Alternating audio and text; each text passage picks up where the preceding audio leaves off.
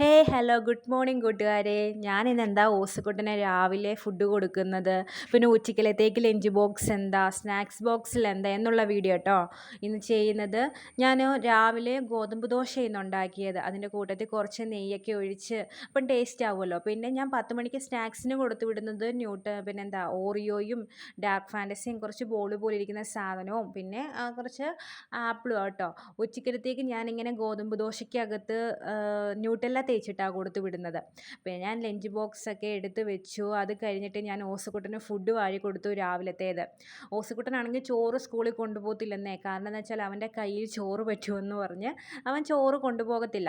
പിന്നെ ഞാൻ ലഞ്ച് ബോക്സൊക്കെ എടുത്ത് വെക്കുന്ന സമയത്ത് അച്ചാച്ചൻ അവനെ യൂണിഫോം ഇടാൻ സഹായിക്കുന്നുണ്ടായിരുന്നു.